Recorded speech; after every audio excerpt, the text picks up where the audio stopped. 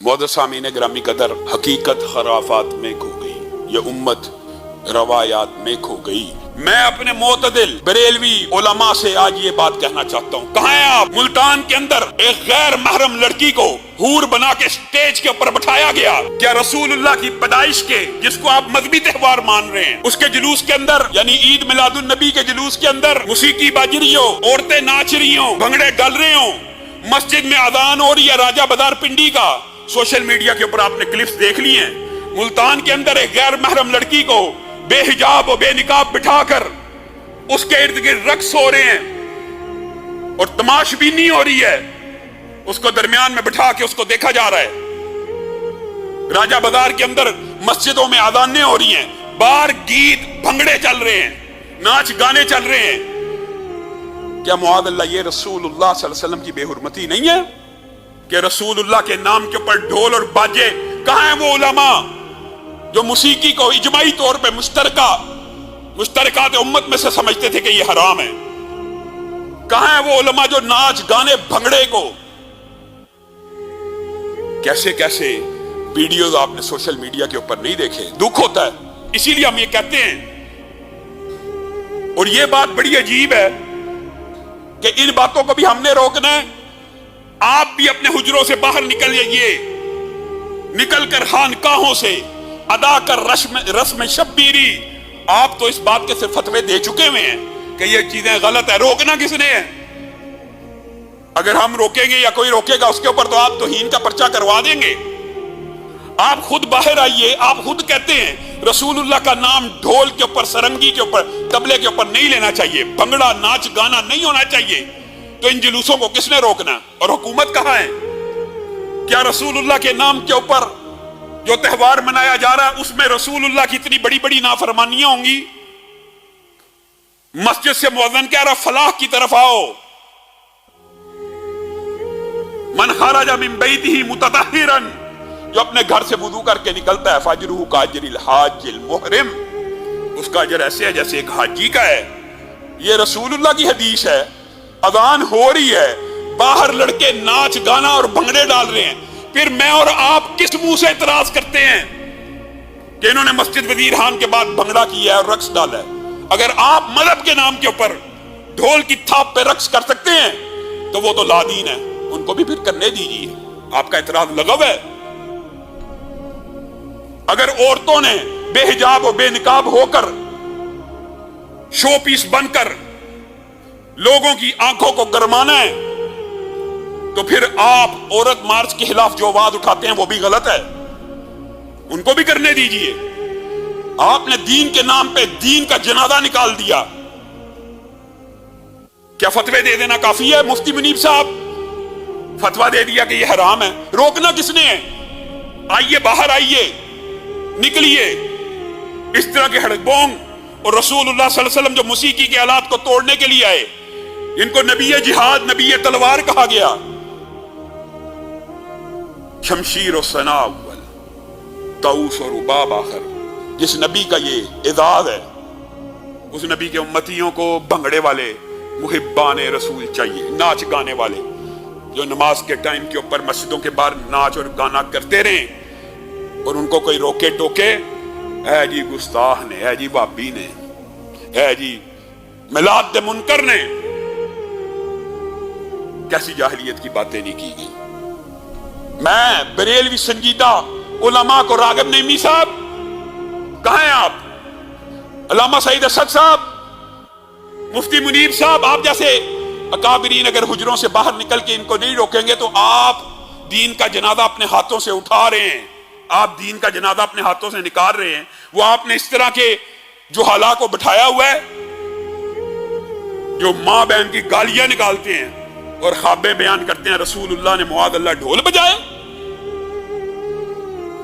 मां बहन की गालियां निकाल के कह रहे हैं सारी जिंदगी साडी इन्हां नूं दलाइल देन ते लंघ जाती है और साथ गालियां निकाल रहे हैं। मिलाद का मुनकर काफर, मिलाद का मुनकर काफर, इस तरह के फतवे लगा रहे हैं। मिलाद का कौन सा मुसलमान मुनकर हो सकता है? रसूलुल्लाह की पैदाइश का कोई मुसलमान मुनकर हो सकता है? हाँ, तुम्हारे ये फतवे भी अगर लगते हैं तो उनके ऊपर ही लगते हैं। गौर करना, जो रसूलुल्लाह को नूरुम मिन नूरिल्लाह समझते हैं, کیونکہ اللہ کا نور کبھی پیدا نہیں ہوا.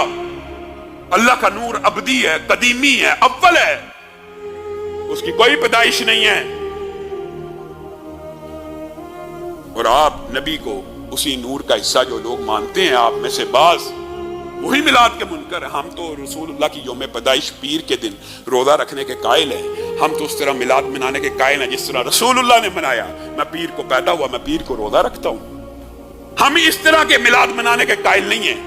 اگر آپ ہمیں لاکھ مرتبہ یہ دعوت دیں کہ مسجدوں کو چھوڑ کر اللہ کے سجدوں کو اور رسول اللہ کی سنت کو چھوڑ کر باہر ڈھول کی تھاپ کے اوپر رقص کیا جائے، جلوس نکالے جائے بھنگڑے کے، جس نبی نے یہ کہا ہو عورت خوشبو لگا کے صرف اس نیت سے گھر سے باہر نکلے کہ لوگ اس کی طرف متوجہ ہو جائیں، فہی زانیہ، وہ ایسے ہی ہے جیسے وہ زانیہ ہے، اگرچہ اس کے اوپر حد نہیں لگے گی.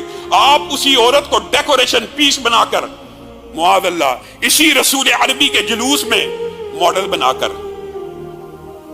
حور آ گئی ہے. کیسے کیسے ڈرامے نہیں ہوئے. رسول اللہ صلی اللہ علیہ وسلم عقائد کی اصلاح کے لیے بھی آئے تھے، اعمال کی اصلاح کے لیے بھی آئے تھے. عمر بن جموح نے اس کا عقیدہ آپ نے سنا ہوگا واقعہ، محمد معاذ خلاد نے کس طرح اپنے باپ کا عقیدہ درست کیا. باپ باروب تھا. رسول اللہ صلی اللہ علیہ وسلم عقائد کی اصلاح کے لیے بھی آئے تھے. لوگوں کی عبادت سے نکل کر اللہ کی عبادت کی طرف آ جاؤ. ان تینوں بھائیوں نے بھی پلان کیا، ہمارا باپ تو یہ بت کی پوجا نہیں چھوڑتا، کیا کیا جائے. بت کو اٹھایا، گندے کنویں میں گرائے، پھر اٹھایا، پھر گرائے. باپ جاتا کنویں سے نکالتا. 6 مرتبہ یہ واقعہ ہوا، 5-6 مرتبہ. 7ویں مرتبہ ایک مرا ہوا کتا بھی بت کے ساتھ گرا ہے. یہ عقائد کی اصلاح بھی ہوتی ہے. عمر بن جموح نے اس دن کتے کے ساتھ جب اپنے معبود کو دیکھا تو دل کے اوپر چوٹ پڑ گئی. کہا تو اپنے آپ کو اس گندے کچرے میں گرنے سے نہیں بچا سکتا تو عمر بن جموح کو کیسے بچائے گا. آپ کو کس نے مغالطہ ڈال دیا. جو خود بیمار ہونے والے، جو خود مریض، جو خود مر جانے والے، جو خود دنیا سے چلے جانے والے. کرونا کے واقعات بھول گئے ہو. یہ سارے جو آج آپ کو ناچ گانے اور بھنگڑوں کے اوپر مجبور کرتے ہیں نا، یہ اپنی خانقاہوں کو کنڈیاں لگا کے باندھ دیتے ہیں. باقی تھی تو اللہ کی قائم کردہ مسجدیں تھی.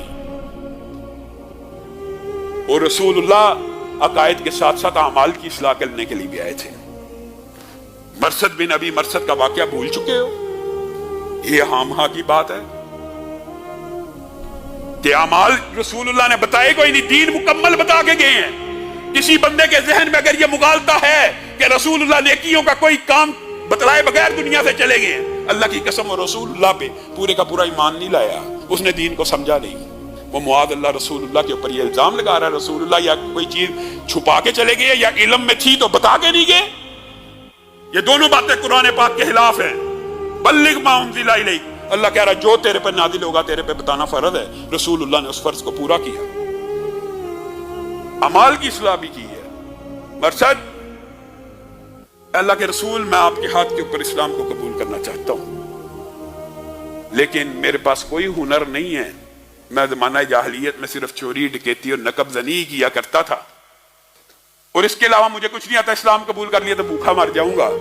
رسول اللہ نے کہا تو اسلام قبول کر، تجھے نقب زنی کی ہم اجازت دیں گے. صحابہ پریشان ہو گئی.